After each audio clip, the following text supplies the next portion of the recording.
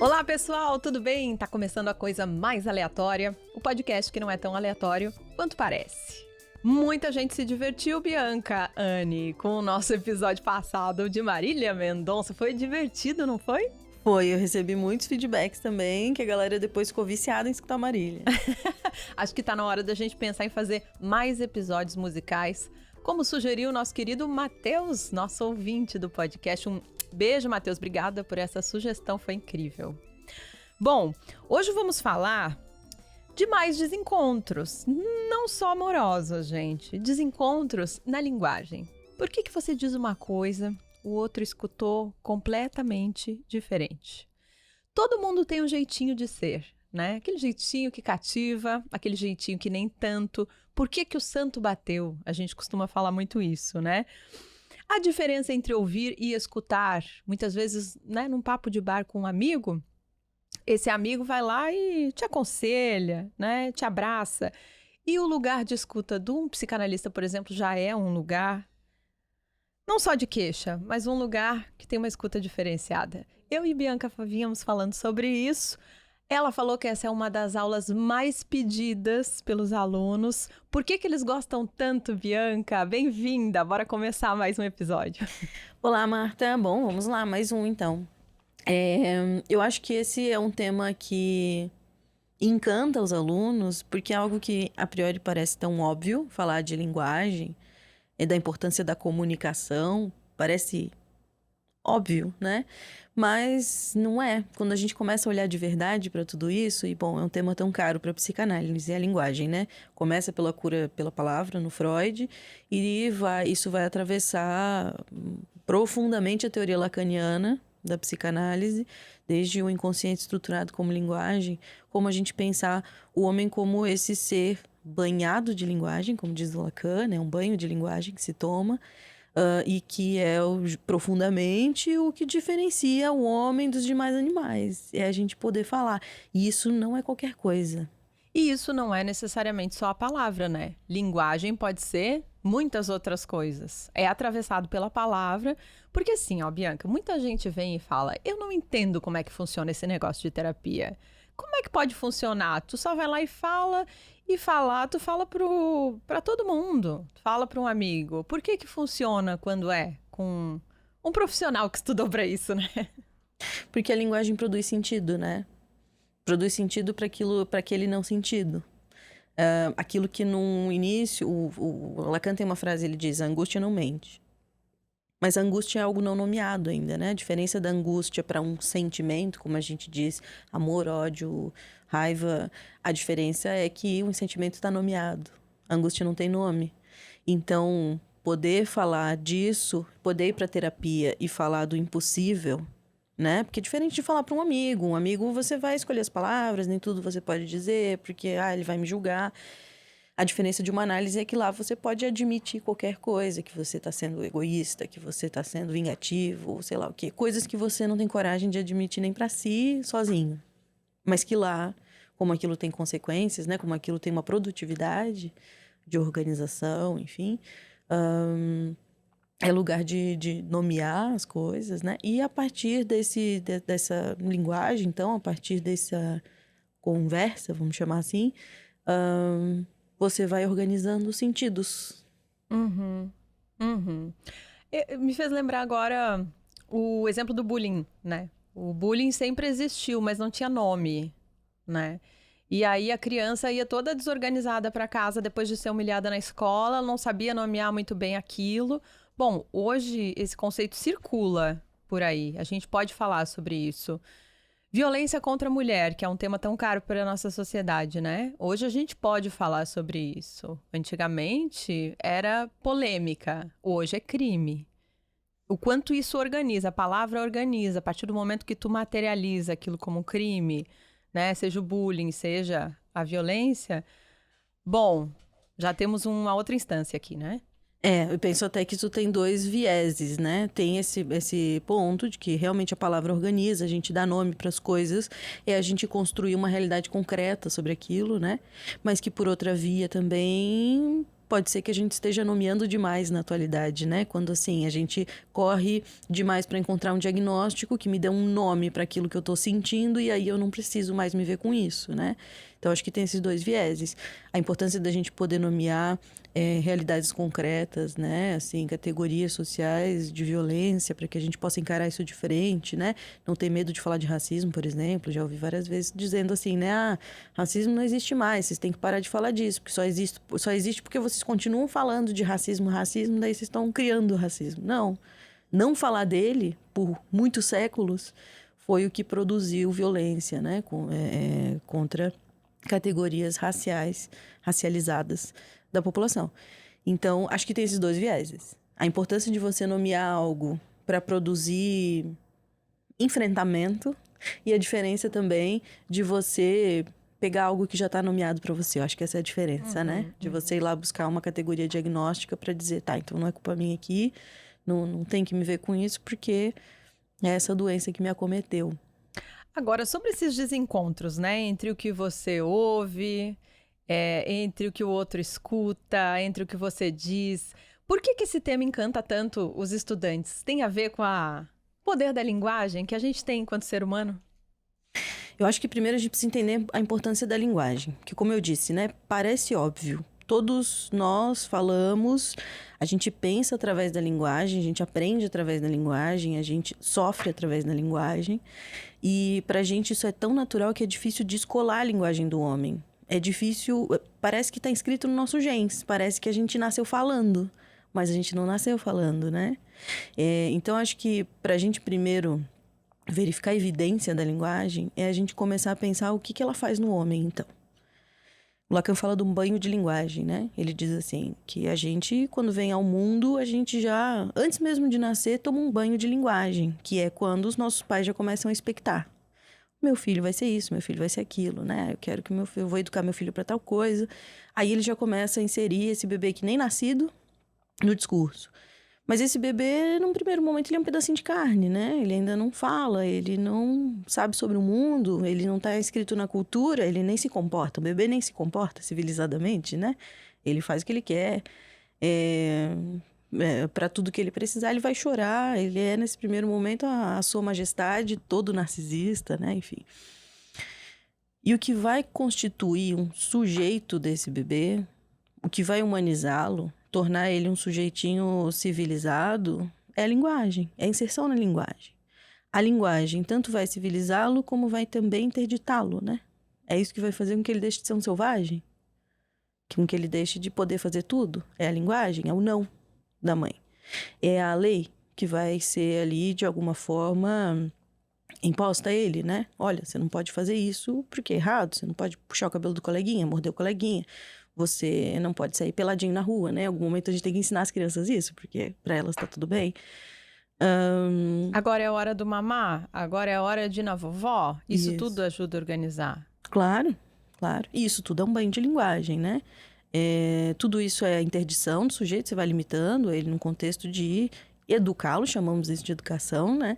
Mas muito mais além do que isso, é a constituição desse sujeito que vai começar a se inserir, a se inscrever nos discursos. Por exemplo, o discurso do que significa ser menina, o que significa ser menino, o que significa ser filho dos meus pais, o que é que meus pais esperam de mim, o que é que eu faço para eles me amarem, o que eu faço que me dá medo de perder o amor deles, né? E assim eu vou me inserindo num discurso. O que é ser bem-sucedido na sociedade, o que é que a sociedade espera de mim, como eu devo me comportar, se eu vou me comportar ou se eu vou me rebelar. Enfim, a partir daí esse sujeito vai se inserindo numa série complexa de discursos, né? E a partir daí se constituindo. Então, para a gente pensar isso, é importante pensar que a linguagem é um conjunto de signos investido de significados simbólicos, produzida social historicamente. Que é isso? Falei difícil agora, né? Que isso? Significa dizer que a linguagem falada é uma sequência de sons. A linguagem escrita, ela é uma sequência de riscos, de símbolos, né? A priori sem sentido. A gente dá sentido, né? A gente organiza a nossa experiência complexa, que foi produzida social historicamente, a palavra foi produzida social historicamente, e a nossa relação com a palavra, que é única e singular, que é um registro que a gente faz disso, né? Então, a gente não tem garantia em momento nenhum de que, apesar de estarmos inseridos no mesmo idioma, e a gente consegue se entender, eu estou falando aqui várias palavras, vocês estão entendendo várias palavras, mas eu não tenho garantia nenhuma de que vocês conseguem compreender exatamente o que eu quero dizer com a minha relação com a palavra. E tem mais. A partir dessa possibilidade da linguagem, eu gosto de dizer assim, o homem se humaniza na linguagem. O que isso significa? Significa que é o que nos diferencia dos animais, que é o que nos diferencia do homem selvagem que vivia na floresta sem falar. A partir do momento que a gente começa a falar, a gente consegue produzir algo que vai mais além da natureza concreta. E o que é esse mais além? É toda uma vida simbólica que fica possível da gente construir a partir disso, né? Como, por exemplo, a gente cria conceitos complexos, simbólicos, que nos orientam, como o exemplo de sucesso. Você sabe o que é sucesso? Todos os nossos ouvintes sabem o que é sucesso. Tem alguma resposta para isso e, de alguma forma, buscam por isso. Mas sucesso é uma coisa que existe na realidade concreta? Não. Você pode pegar com a mão?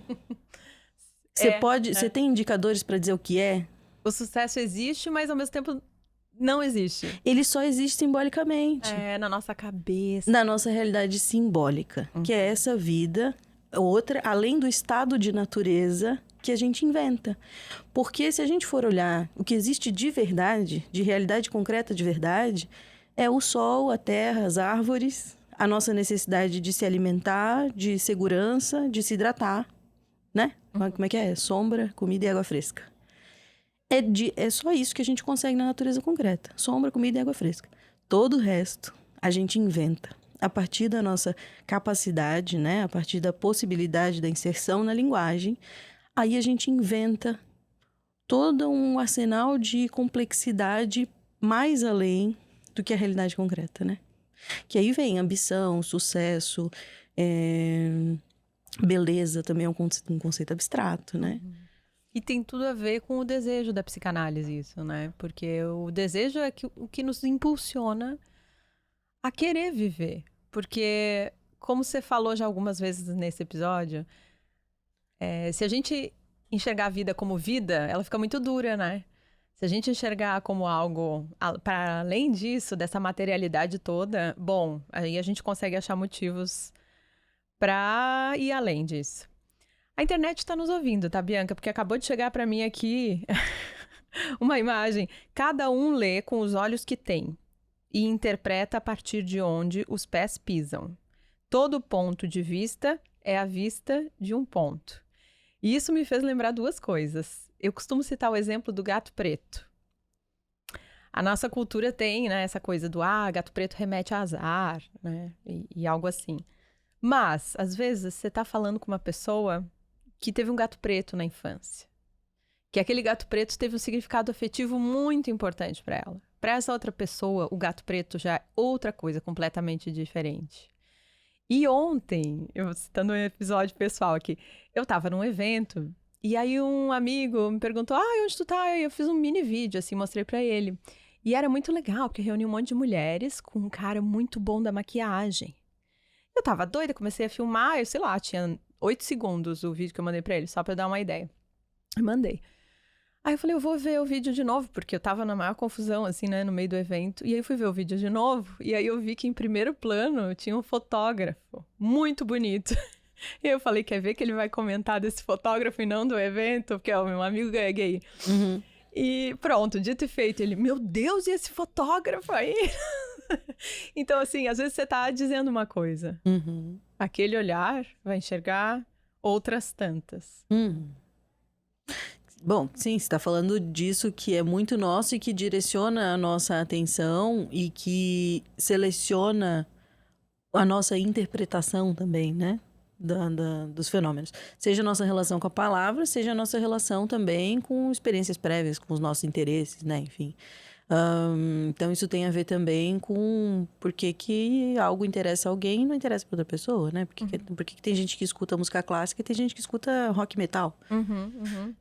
Bom. E porque você conta algo de um sofrimento, às vezes, para um amigo, ele diz, isso é fácil de resolver. Isso é facílimo de resolver, né? Pois é, eu tô aqui tentando resolver há 5 anos.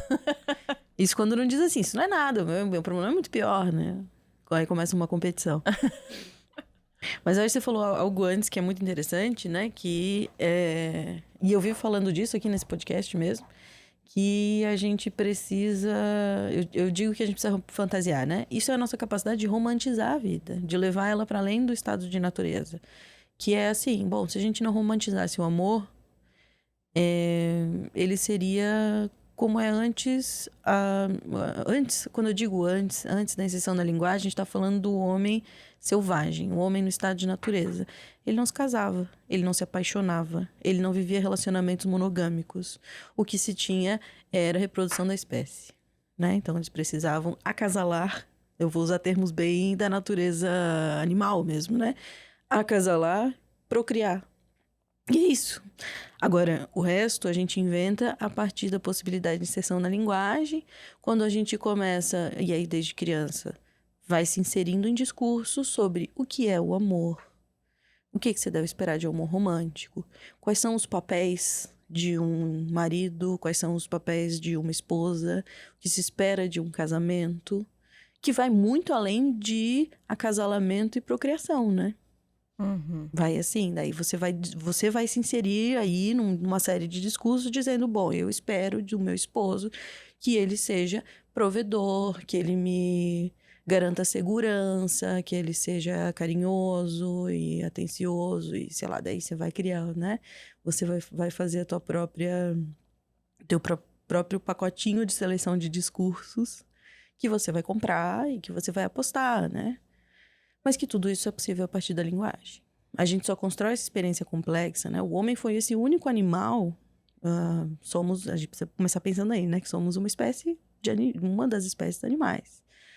E isso começa lá no Aristóteles, quando ele diz: o homem é um animal racional. E aí, a partir dessa razão, a gente conseguiu construir muito mais além do que simplesmente se adaptar ao estado de natureza, né? Os outros animais estão lá, vivem até hoje porque se adaptaram, a espécie adaptou para conseguir viver,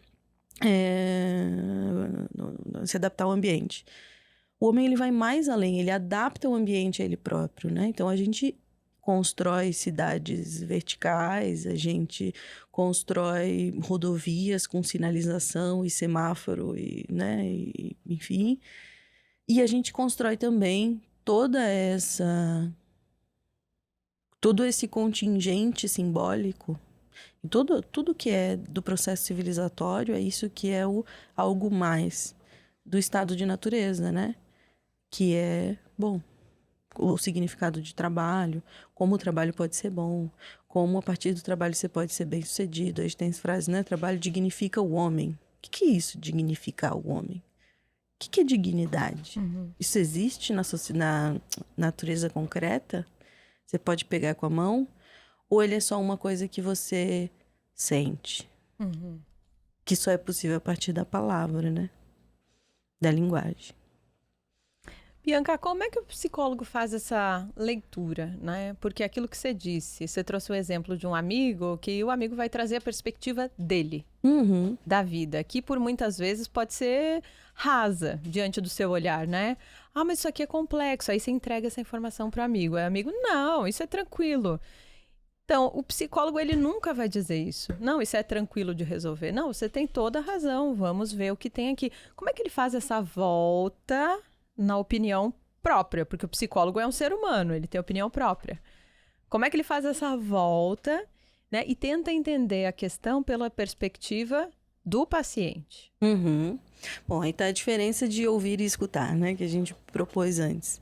Que a escuta psicológica, ela é uma escuta técnica e especializada. O que um analista precisa escutar, psicólogo não sei, tá? Porque isso vai depender das abordagens. Posso dizer que um analista vai escutar.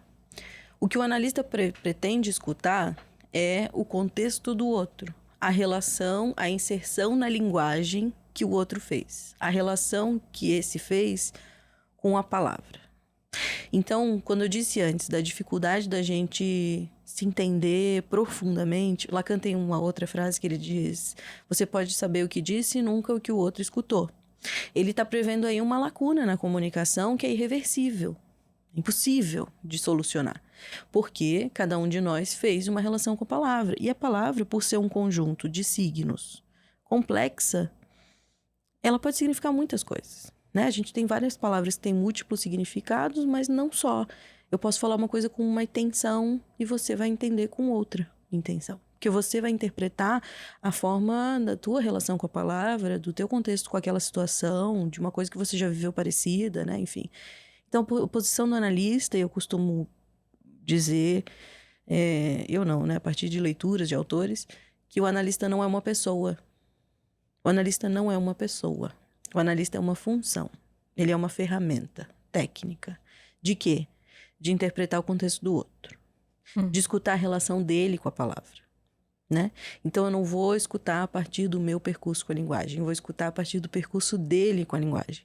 É por isso que o analista é um perguntão. É por isso que o analista fica assim. A pessoa fala, né? Porque tarará, mas isso me causa medo. E o analista fala, medo? Que medo? Me fala desse medo. Não sei o que é, né? Ou quando a pessoa fala assim, com um exemplo comum. É meu casamento, né? Casamento é difícil, você sabe, né?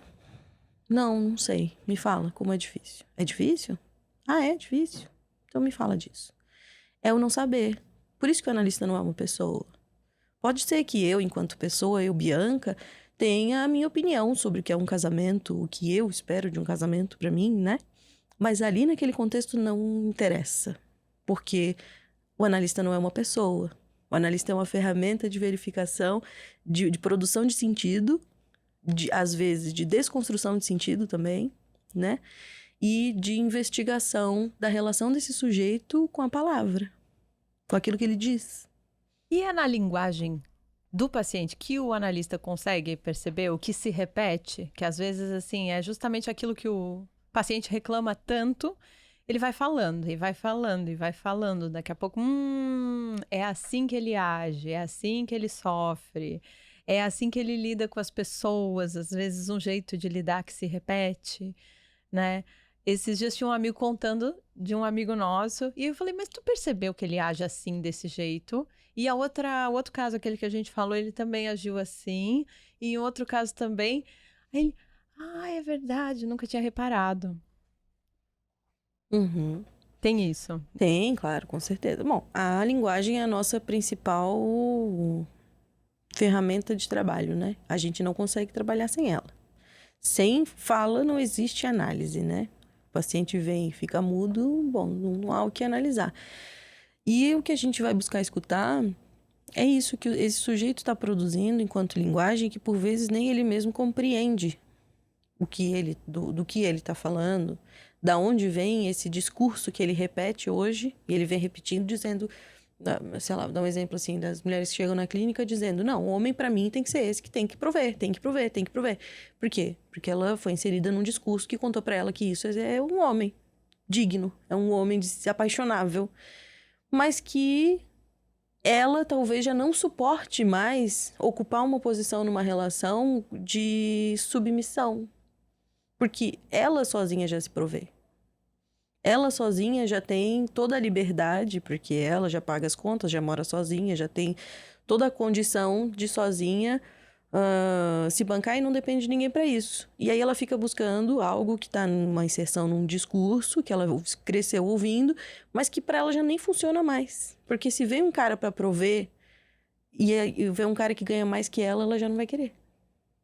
E é esse conflito que vai levar ela para análise, esse sofrimento. Bom, o que eu quero? Ou essa liberdade, que perceber essa liberdade às vezes pode ser enlouquecedor também, né? Que ela mesma se basta.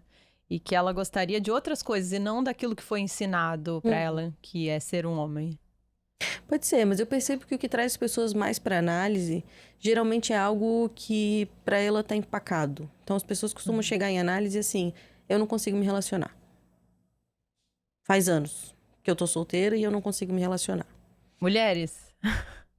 É que a minha clínica, ela é quase integralmente feminina, né? Eu tenho pouquíssimos pacientes homens. Então, essa semana aconteceu até um episódio desse que me perguntaram: e os homens na tua clínica? Não sei, pouquíssimos. Quando são, geralmente são gays. Então, não sei dizer do que acontece na clínica masculina. Porque a minha clínica... Acho que isso tem algo a ver com a transferência também, né? Enfim. Por isso até que eu uso mais exemplos femininos. Mas elas podem chegar assim, ou eu tô exausta, prestes a um burnout, mas eu não consigo mudar minha relação com o trabalho, sou viciada em trabalho. Ou não consigo me relacionar, tem algo errado comigo, né? Pode começar assim, e começa assim com algo que não se sabe o que é. Eu não sei o que é, só sei que eu não consigo me relacionar. E aí você começa a falar. E isso que eu falei do discurso aí do homem sendo um provedor, e aí ela já não precisar mais de um provedor, e nem é isso que ela quer de verdade, é só um discurso que ela foi inserida.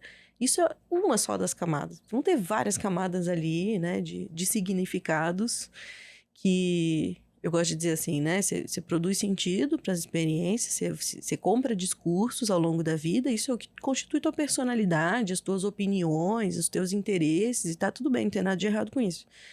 Só que, eventualmente, alguns desses significados apodrecem. Alguns desses sentidos apodrecem. O que isso significa? Significa que para você esse sentido não funciona mais. Ele já não faz mais sentido, né? Que é você continuar sustentando um discurso que é uma falácia, mas que na prática você quer um homem provedor, que lhe dê segurança porque você aprendeu que é isso que é um homem de verdade. Mas na prática, você não consegue ocupar uma posição de submissão, você não consegue ocupar uma posição de inferioridade diante de um homem. E é isso que significa ele ser o provedor, ele ser o que ganha mais e que provém e que dá segurança. Quando, na prática, você já tem toda a segurança que precisa sozinha, né? Na prática, você vai ter que abrir mão de várias coisas que você já tem, vai ter que perder coisas, voltar alguns passos, para daí conseguir alcançar isso aí que você tá dizendo que quer, mas que às vezes nem quer. Né? Às vezes, tá? Isso não é generalizável. Estou usando aqui como exemplo de alguns desses sentidos que para algumas pessoas podem funcionar perfeitamente, para outras apodreceu. Não funciona mais. Bianca, tem muita gente que tem dificuldade em escutar parentes muito próximos. O que é isso? Que às vezes parece que essa relação tá tão contaminada, desgastada, não sei. O que é?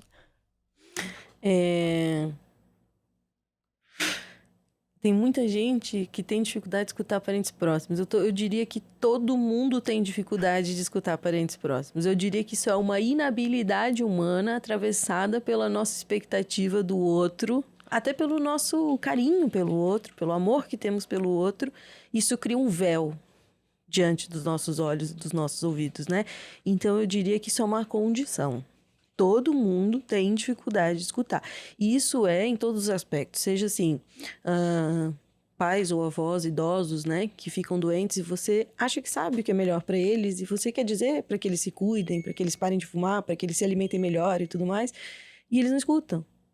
Nem você está escutando o que eles precisam. Eles que já viveram a vida inteira, que já abdicaram de muita coisa e que agora querem fazer uma escolha deles. Nem você está escutando e nem eles estão escutando você também quando você está aconselhando, né? Vale para pais idosos, vale para filhos adolescentes, quando a gente quer dizer para eles o que é melhor, como eles deveriam, né? Filho, não cometa os mesmos erros que eu. Eu cometi esses erros, então você, né, pode aprender com os meus erros. Funcionou quando tua mãe disse isso pra ti? Não funcionou? Não vai funcionar com teu filho também? Por quê? É a inabilidade que a gente tem de escutar a necessidade desse filho que está passando por agora pela adolescência. Que, né, da gente parar e pensar como era a minha cabeça na adolescência, né? Ou até lembrei agora de casos clínicos, assim, né? De atender adolescentes. Depois daquele episódio com a Rebeca, eu fiquei inspirada e eu comecei a atender adolescentes. Ela me inspirou. E como é diferente. Porque você olha para tudo aquilo que ele está vivendo, que para ele é um drama gigantesco. E é um drama, é um sofrimento, é angustiante pra caramba. E a gente, enquanto adulto, olhando para aquilo, pensando, querido, se eu pudesse te contar, que isso é tão pouco, isso logo vai passar, né? Assim, que isso é tão transitório. Mas não é, para ele não é. Para ele é a coisa mais importante da vida dele naquele momento, né? E os pais têm muita dificuldade de escutar isso. Que para ele aquilo é tudo. que ele tem, né? Na realidade prática dele, naquele momento, de toda a expectativa que ele tem. Então, eu acho que isso fala dessa inabilidade de escutar parentes e pessoas próximas, seja até amigos. Essa é a diferença também, né? Mesmo que um amigo tenta ser acolhedor, ajudar e tudo mais, o amigo também tem expectativa. O amigo também vai falar, pô, fiquei aqui 6 meses te escutando falar desse cara, pra tu voltar com ele agora? Com esse embuste, né? E o analista é esse que você vai chegar no consultório dizendo, voltei com o meu ex, e vai falar, então me fala disso. Fala mais. Porque é justamente não ter expectativa sobre esse outro, né? Que cria esse véu de você não deveria isso ou você deveria aquilo. Mas só escutar. E só escutar é muita coisa, né? E isso também me faz lembrar de meus estudantes de psicologia, que eles ficam muito afoitos, assim, para sair escutando, né? Exercendo a escuta técnica. E por vezes aparecem questões, assim. Por exemplo, professora, eu já estou treinando a minha escuta. Porque tem uma amiga próxima que está doente, está com uma doença crônica muito séria. E então eu estou treinando a minha escuta técnica com ela. Isso não é escuta técnica, né? Você está sendo uma boa amiga. No máximo, você está oferecendo uma escuta acolhedora. Que bom, né? Que você está oferecendo uma escuta acolhedora. Mas essa não é uma escuta neutra. Não é a escuta técnica especializada como deveria ser, porque você é amiga. O próprio Freud diz, né? Se você quer se aventurar a atender um amigo, esteja preparado para perder o amigo. Não dá para ter os dois. Por quê? Porque um anula o outro. Você vai assumir outra posição ali. Outra posição, exatamente. Se você for amigo, você não consegue escutar o que você precisa escutar. Você vai ter que deixar de ser amigo para conseguir escutar. Ou você não vai deixar de ser amigo e não vai conseguir escutar. Né? Porque, de novo, o analista não é uma pessoa. Não dá para ser amigo de alguém que não é uma pessoa. Muito bacana. Bom, e com essa frase freudiana, vamos aos quadros. Freud me disse.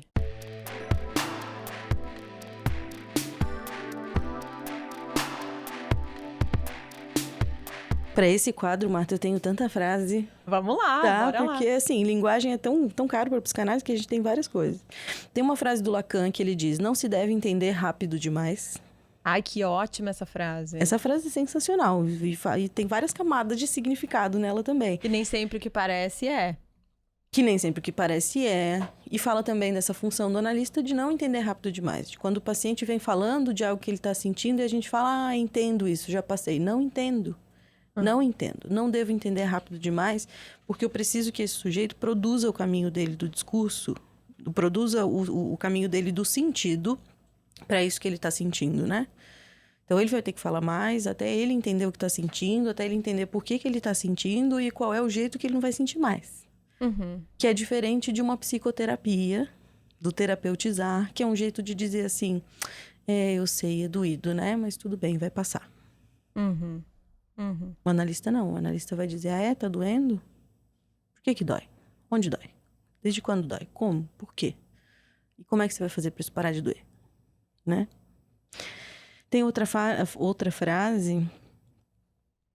Essa do Lacan eu já falei, né? Você pode saber o que disse, mas nunca o que o outro escutou. Eu acho que essa fala também dessa condição falha da linguagem, fadada ao fracasso da linguagem.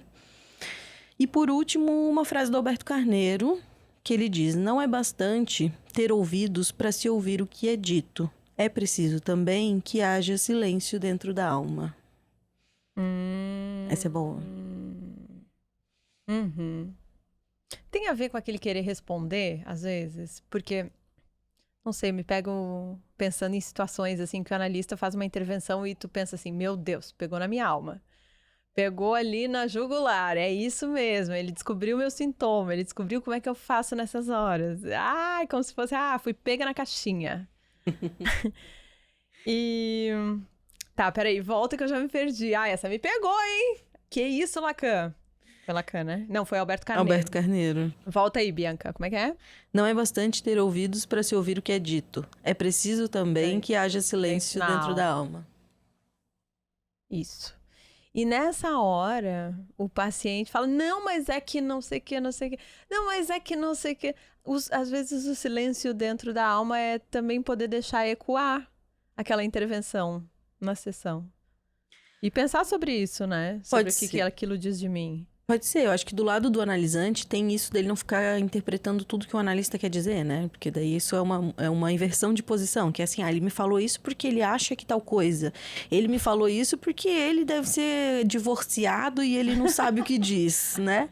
Bom, para que uma análise tenha efeito, para que a intervenção do analista tenha efeito, é preciso que o paciente se coloque nessa posição de aceitar aquela intervenção como uma palavra, né? Como algo que é sobre mim e não sobre o outro. Mas também na outra posição do analista, o silêncio dentro da alma é algo que eu acho que é o nosso maior desafio técnico. É a coisa mais difícil que a gente tem que aprender. E que demanda prática também. Geralmente, quando eu dou essa aula, eu faço um exercício com os alunos no final. Para que eles exercitem esse silêncio dentro da alma. Porque assim, normalmente quando a gente está conversando com alguém e alguém está falando alguma coisa, isso vai produzindo uma série de pensamentos na nossa cabeça. Eu estou falando aqui, isso vai te dando insights, você vai pensando outras coisas. E aí eu faço um exercício com eles, propondo então que eles pratiquem o silêncio na alma.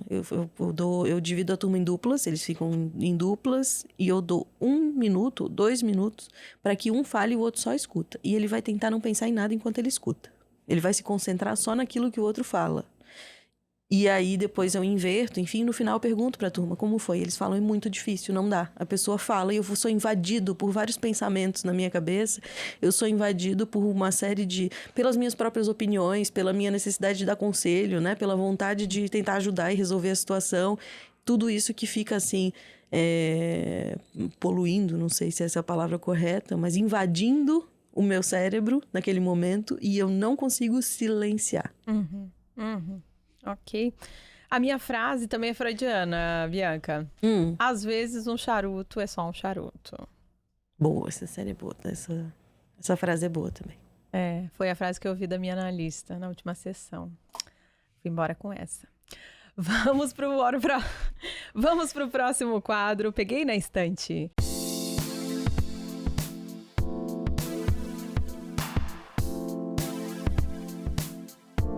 Bianca tem dica de filme, é isso? Isso.